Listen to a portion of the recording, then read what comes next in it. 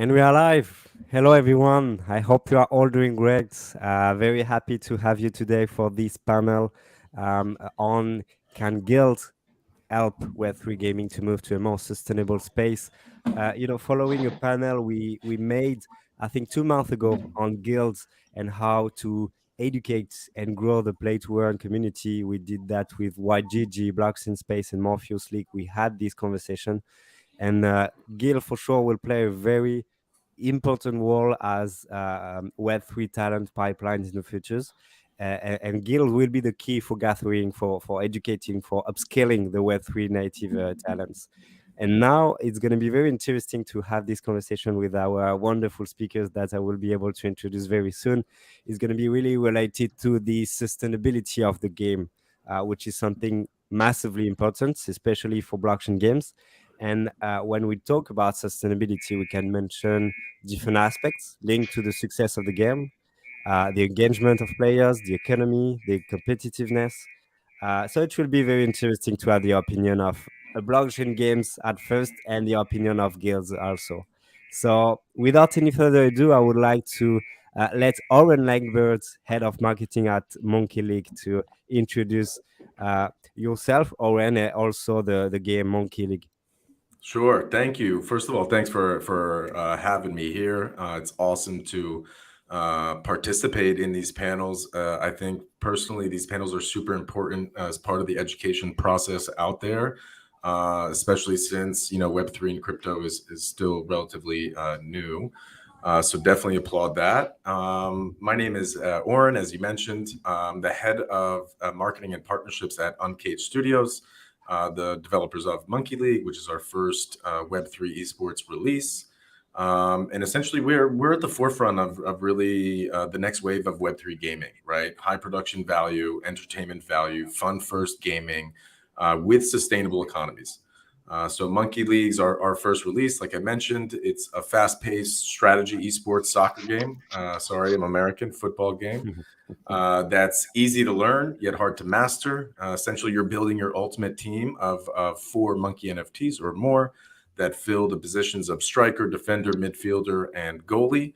And the main objective is score goals, win matches, win tournaments, climb the ranks to earn more, compete against the world, essentially. Awesome. Personally, I'm so excited by the game from a long time, especially because I play football and not soccer. And, but yeah, very exciting about the first gameplay that you also already shared on your socials, and very exciting to have you on the panel. So thank you very much, Oren, to be here. And yeah, Mariano Rubinstein, the co-founder of Sura Gaming. Could you introduce yourself and more about Sura Gaming as well, please? Yeah, of course. Thank you, Flav, and thank you, everyone. Thank you for having me here. It's a great pleasure. Uh, I'm co-founder of Sura Gaming, which is the largest gaming guild for the Hispanic market. We bring players into games. Our work is to be an interface between games and players. And we have a very strong education and training platform. I believe that all players should be trained and educated in general gaming concepts as well as specific in-game uh, skills. So Awesome.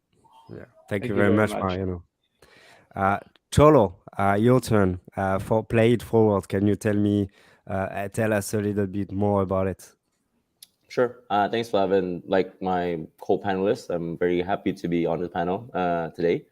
So I'm CEO and co-founder of Play It Forward. So Play It Forward is essentially an ecosystem that looks to bring more players into play to earn and NFT gaming.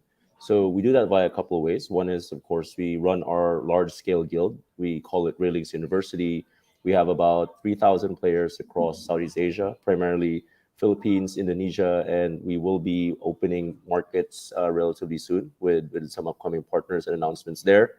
But beyond the guild, what we also do is we look at enabling other guilds and ecosystem participants to be able to scale and improve and basically manage their operations better. And we do that by providing certain services and tools that they can use to really just abstract away the management part of the guild management piece, so they can focus on community building and player training and also player retention. So we do a number of things, but ultimately what guides us is that we want to make play more rewarding, and whether that's us bringing players on board ourselves or helping other outfits bring those players on board.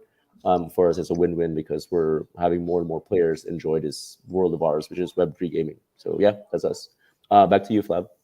Yeah, thank you very much, Cholo. I think we're going to benefit a lot about your expertise, the three of you, depending on the subject that we will need to tackle. And at first, I would like to ask about to ask Oren.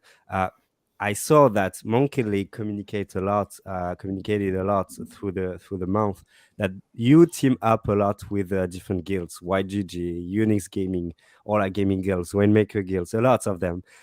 Why partnership with gaming guilds and guild hubs are a strategic need for game studios? It's a good question. It's an important question, also to make super clear. So first of all, partnerships are cornerstone to Web3. That's at the most basic level for sure. When you find like-minded partners to join that journey, guilds specifically are a super integral part of Web3 gaming. Web3 gaming is evolving fast, with more focus on high production value gaming, and perhaps things will evolve for guilds in certain ways, but they will continue to remain an active core element that pushes forward Web3 gaming. I mean, if you think about Web 2, right? Game studios, they create and develop a game, then when they finish, they're actually putting it out, and then they spend millions of dollars on advertising trying to bring players and users to their games. So in Web3, gaming guilds are super critical, where they give a massive injection to the game economy, to the player ecosystem of thousands of a diverse range as well of highly skilled gamers that really give a boost to the overall kind of game. But I actually see it more than that, right? Because by design, Web3 is obviously more decentralized, and it's way more transparent, and it's very community focused, right? So it's also an important part, like, that guilds play, where they're essentially an intersection or interconnecting point between all of these game communities, which is a super big role that maybe often goes unlooked, unseen, I guess. Yeah, actually, it makes a lot of sense. And related to what you just said before, Cholo, about your objectives for retentions of players, why do guilds represent the best partnership for blockchain games in terms of player retention? Um, I'll kind of take a stab at it, and I think I wouldn't say it's kind of the best partnership, but I would say it's one of the key initial partnerships that games would have in the very early stages. And I guess because guilds, as currently kind of constructed, do bring quite a lot of value on the table. One, of course, is we have our own treasury that we can deploy, and if we feel that the game is a good fit for our community, then we can invest via direct investments in the tokens, even in early stage rounds. But also, equally importantly, is investments into any NFT sales if NFTs are required by players to play the game. So that's I guess the current model of Web3 gaming. What we're kind of like maybe seeing on the horizon is that model may change, so that games may actually not require a startup NFT, for example, for a player to get started. But the guilds are still bringing a large number of players that we can essentially direct and say, like, hey, you should try out this game because we think it's a great game, it's a fun game, and we can potentially earn from it as you kind of like advance your play and your skill. And that's quite important in bootstrapping player adoption in a very early stages, which is quite key for game developers. And I would say increasingly what we're doing is actually we're working with our partner games and helping them get feedback direct from the players. Because even though you can go through rounds and rounds of QA on the game before you launch it to the public, you can't really model actual player behavior. And I think that's quite important because as guilds, you have this wealth of user data across the hundreds or thousands of players you have, and then you can essentially pass that along as feedback, like a very large focus group for the developers to look at and integrate that feedback into the next phases of development of the game, which I think is a very symbiotic relationship, and I think that guilds and games will continue to kind of become more closely integrated in how they work together as we move forward. Yeah, actually, I will ask the same for Mariano. Do you see the same kind of relationship that you would like to have and that you're having with the partners and with the games that you are partnering with? Your mic is off, Mariano. I'm sorry. Yeah, of course. I believe Cholo has a great point.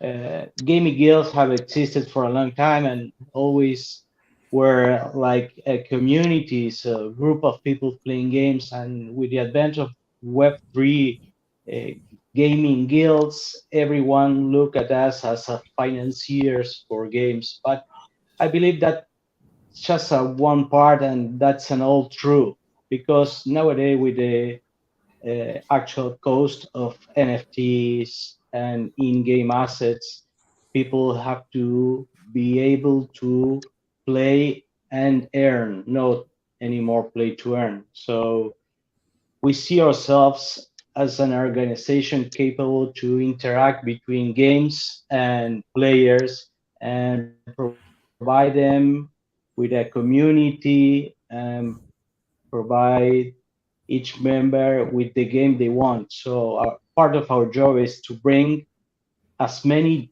games as possible to our community, and on the other hand, to bring the game the insight on the players, how they are, how they are doing, how they are enjoying, how they look, how they feel playing that game. Uh, the community is very active and it's very motivated besides the current values.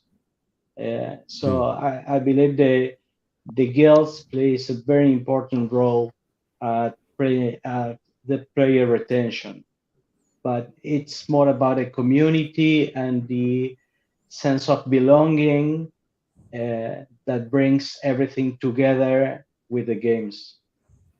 Yeah, yeah, makes a lot of sense. And actually, first, I will encourage every speakers to bounce to any comments that we could have with the others. It's a discussion, so feel free to cut me. You are the speakers. I'm just trying to moderate, so you have complete control about that. And secondly, relating to that cost of the gaming assets and the fact that capitalizing on guilds it's really important for game related to that cost. Uh, it's it's linked to the economy of the game, as I understood, as you told us, Cholo, the fact that you partner with the game, but you invest also with the gaming assets of the game. Yes. So I understand the real value in terms of uh, um, economy of the game, but do you see any other way that partnering with a game could bring a lot of value for the economy of the game in the long term? That's a great question. It's one we actually also we spend quite a bit of time thinking about how we can help make game economies more sustainable. So if you look at kind of the current scholarship model, right? Say a scholar makes $1, and then that $1 is split various ways. I mean, there's multiple iterations out there, but for argument's sake, let's say it's 50-50 to the guild and to the player.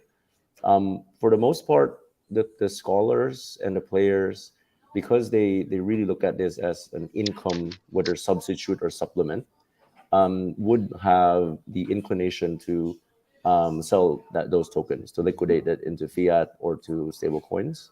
Whereas the guild, of course, depending on our objectives too, it could also be a cash out, or we would reinvest it into the game.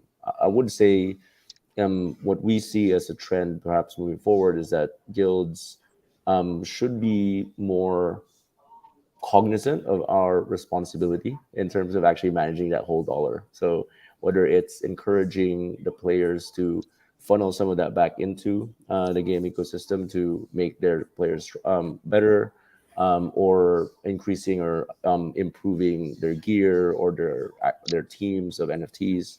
That's one way.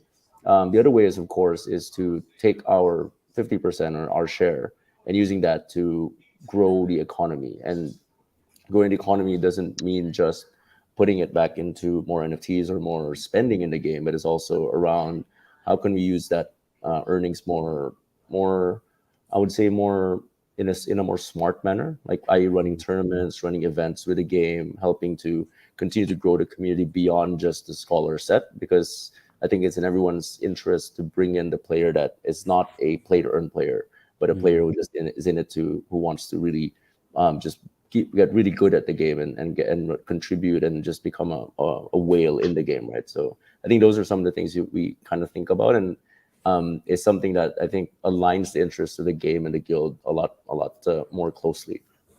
Yeah. Oren, you wanted to say something? Yeah, like I was just gonna say, I think, and also these kind of down cycles in the market probably speeds this process up a lot more. But like the connection between guilds and games just becomes on a deeper level, right? So we both collaborate on much deeper levels where, it's not just the standard co-marketing announcement, hey, we're doing an AMA together or something like this, but it's a deeper, more my English is so broken, man, but it's like a more substantive Yeah.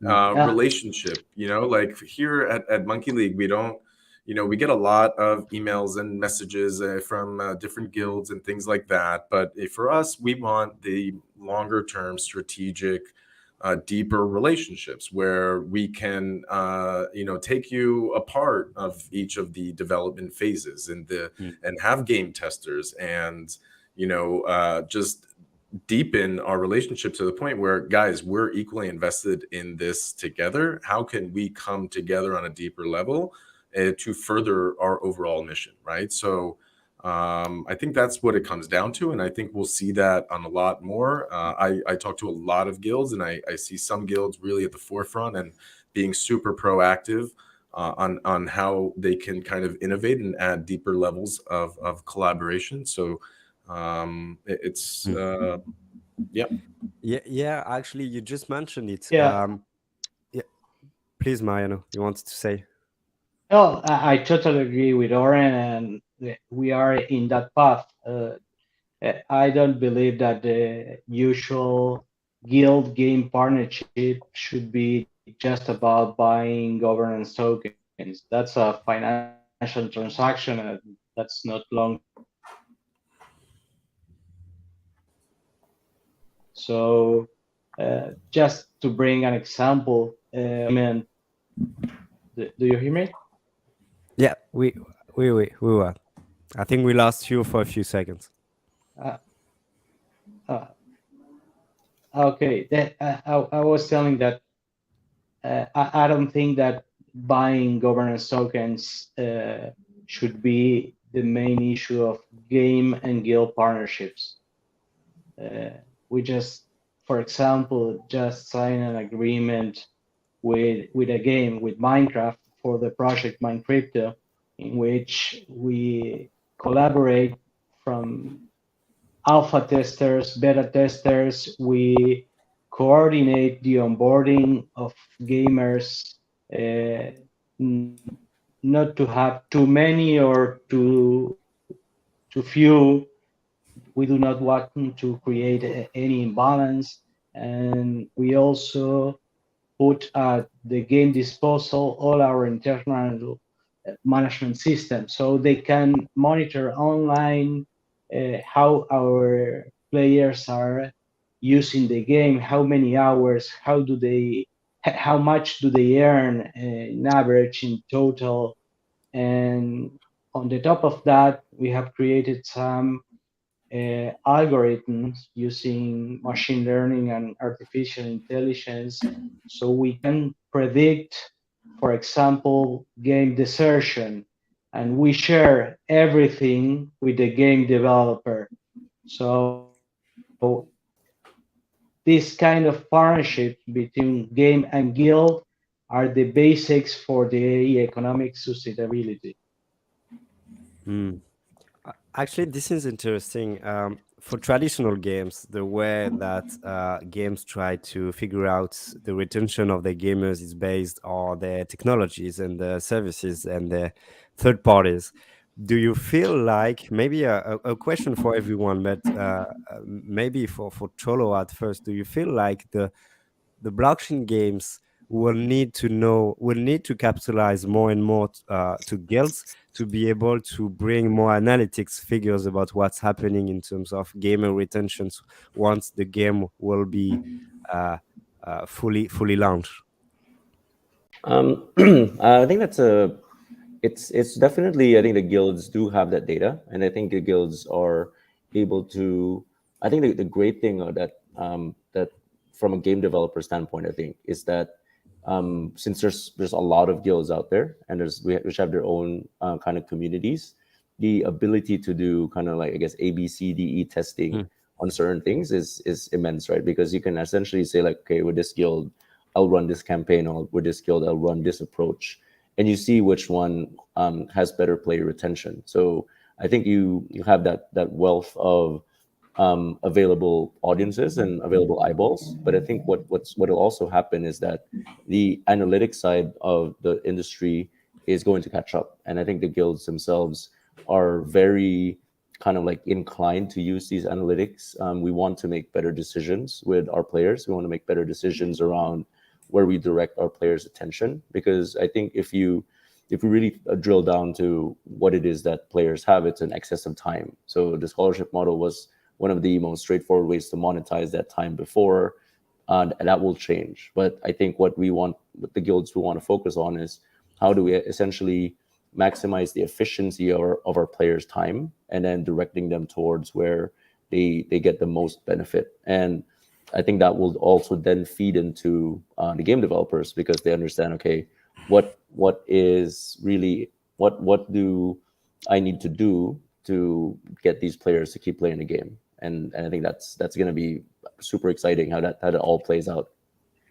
I think it's all about optimization when it comes down to it. You know what I mean? You have to just optimize all areas, and I think technology is obviously a big component here, and it's usually the main driver of all kind of industries moving forward. And currently, there's not enough 360 technology within Web3 to kind of provide everything. From my experience, there's a kind of at best a strung together tech stack that is kind of manually going around.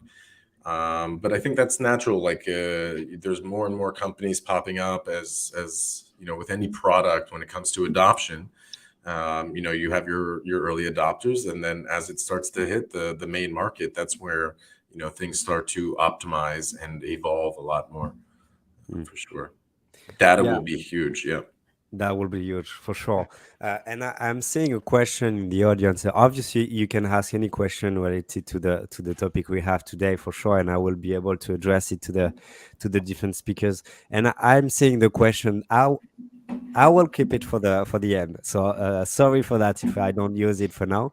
But it's gonna be a question for Keeping you, us in Oren. suspense, Flav, man. Yeah, I know. I like it. I like it.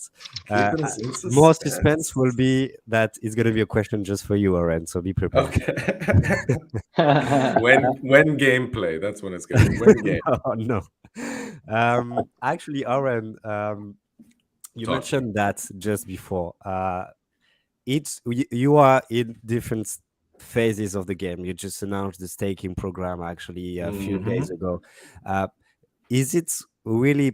Do you have something very planned for each part of the release of the games, and how you would like to involve the different partnership you have with the guilds?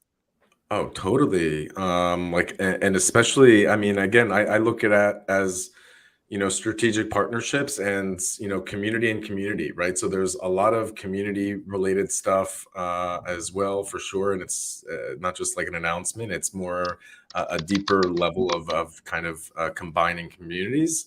But also everything related to the game, right? Whether it's a closed alpha or closed beta, there we want all of our guild partners to be heavily involved in those aspects. We have a series now of playtests with individual guild partners that are going to come out. Flav, I'm going to get you on the field, don't worry. Yes. And so, we have a series of those playtests that we'll do with all of our guild partners, which, it's nice to show the progress and development, but it's also to get feedback, right? So to understand different perspectives of the game from a wide, diverse group of skilled gamers. Yeah. So now related to the competitiveness of a blockchain games, I would like to ask Mariano how guilds can level up this sense of competitiveness for blockchain games. How do you try to work with them? Okay. I believe that guilds are precisely the ones that can create the necessary environment to increase competitiveness in blockchain gaming or Web3 gaming. Today, we are seeing kind of a fusion between blockchain gaming and traditional esports. Uh, for example, Axie Infinity bring Sayori and the whole team to create the esports division, and they are Mm. growing and hiring people in each region. But I believe that is the guild that the one that can hire professional full-time players. And for example, we have around 20 pro players full-time. We provide them with training, coaching, sports psychologists, support in choosing assets on the marketplace, among many other things. So we treat them like soccer players or like any other esport. Uh, so that's the one part. On the other side, we also have a huge base of scholars in which we are trying to understand their skills. There are many people who have the skills for became pro players, and so they we have just appointed a new esports manager, and he's taking a look into the performance of everyone. And we are creating a pro player school or pro player university, and that's the way we can level up competitiveness Mm. together with creating events like tournaments, internal tournaments, inter guilds, or game tournaments. Yeah. No. Yeah, it makes a lot of sense how you try to find different ways to make it competitiveness for the any players for the blockchain games. And actually, one thing I really liked, Cholo, going through what you do, is the GameFi aspects about what you're trying to build with the guilds. Do you think like something? How could it benefit a game and the games that you're partnering Sure. I think with the that's a TikTok as well? Yeah, I think that's a great question. So essentially, what we would endeavor to enable is that whenever we partner with a game, the game is not just looking at accessing our players. They would also be looking to access players from even the partner guilds that we do. So what we're also now kind of in the process of building is expanding our partner guild network so that we share quite a lot of things, whether it's our thoughts on games, like games research.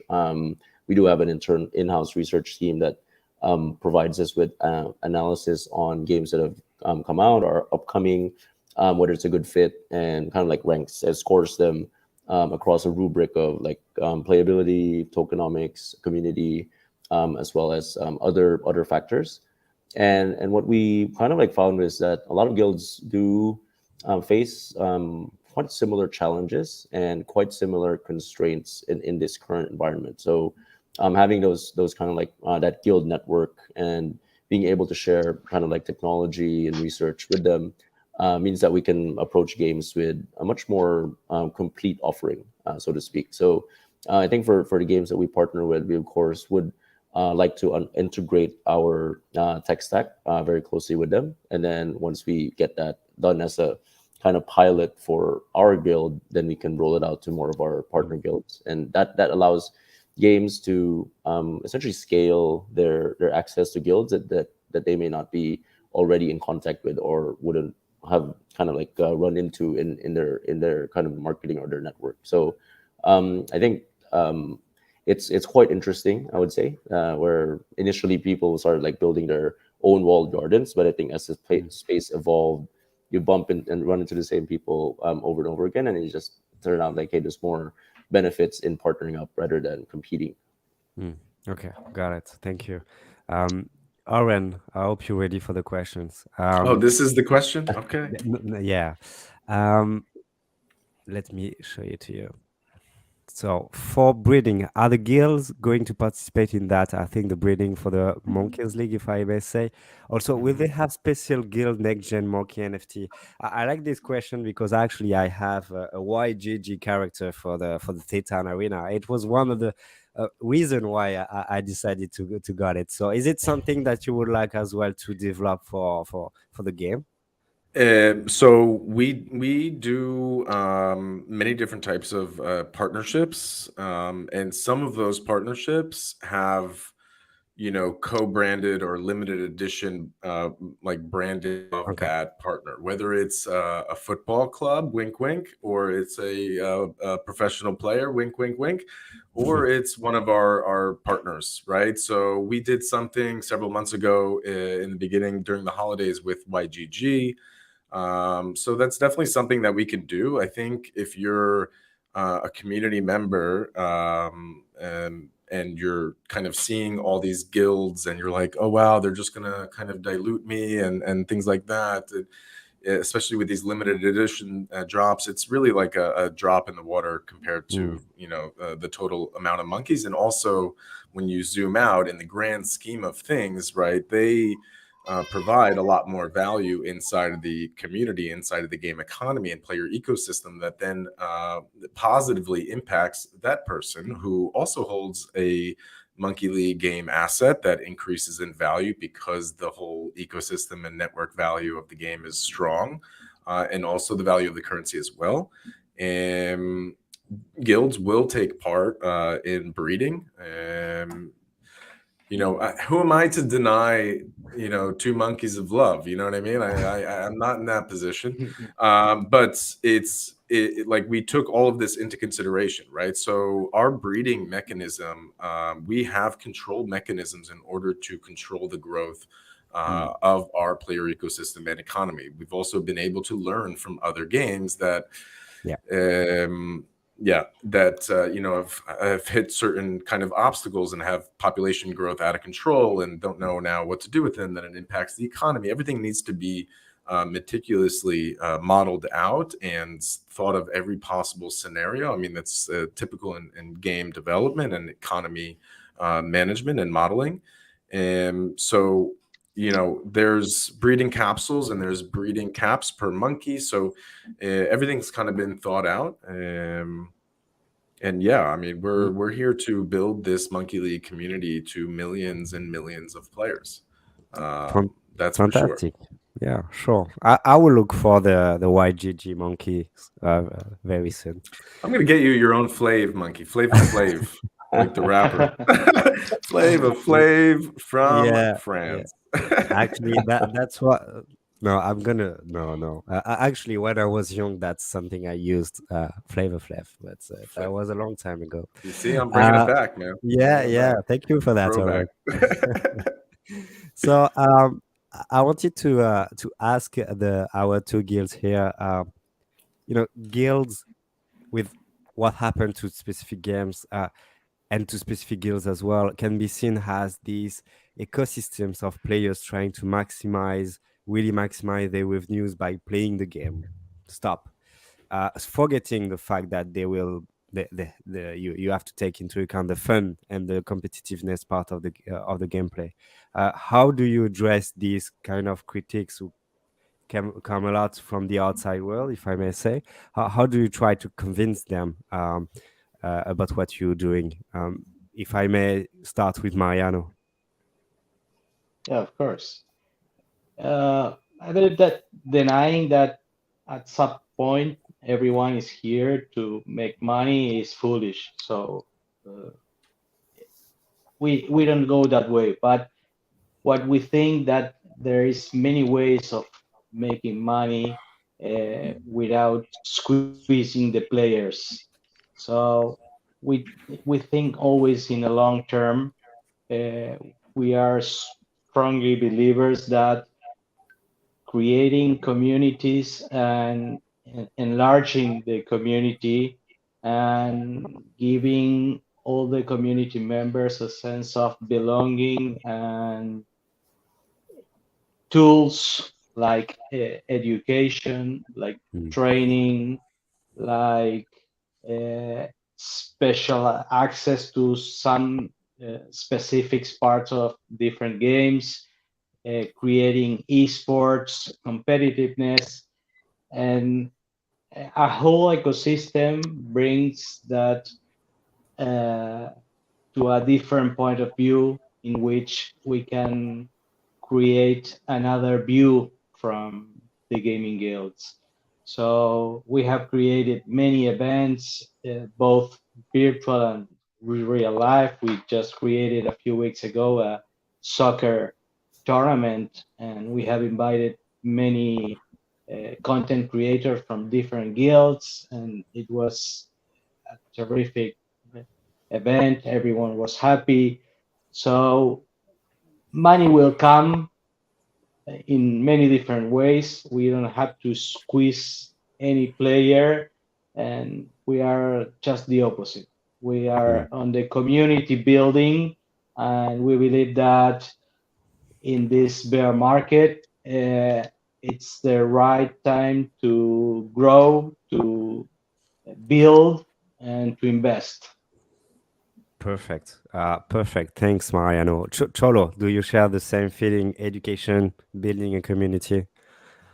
I agree completely with what Mariano mentioned. I think in terms of fighting the bias, like I think I would say that if you think about the guild model, the play to earn model is actually not unique to Web3. Like it's been existing in Web2 for the longest time.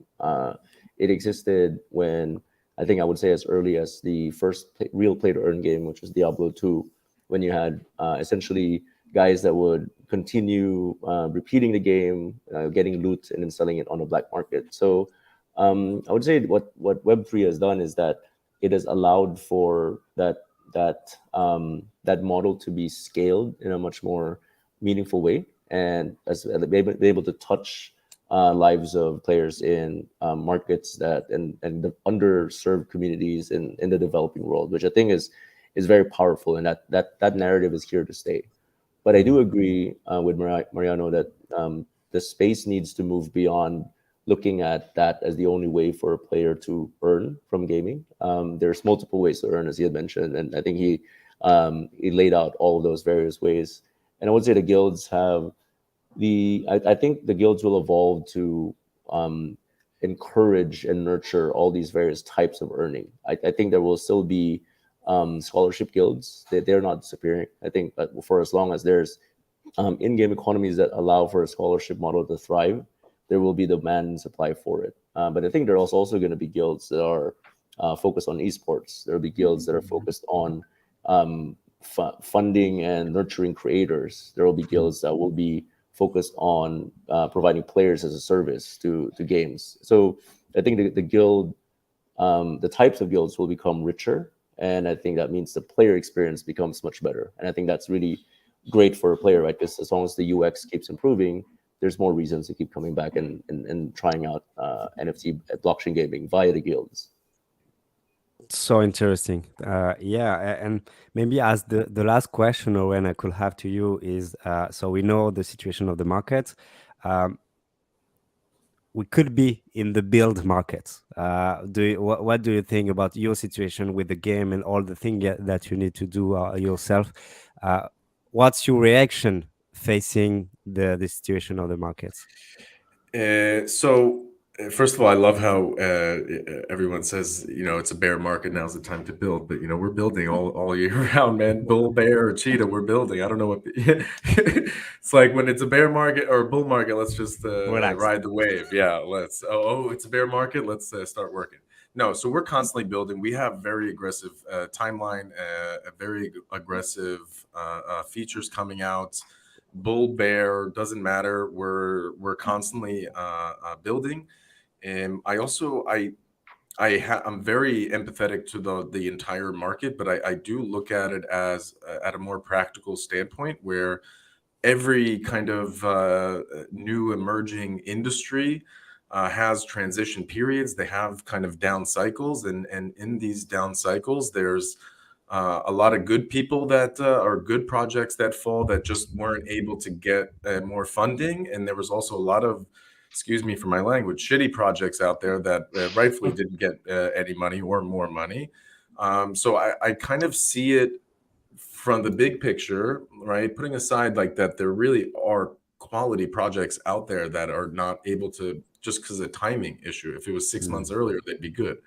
But it's like kind of washes things out. It's a survival of the fittest. And I think, gone are the days where two dudes in their mom garage can create a very basic game that just focuses on the earning mechanism and people will go crazy, right?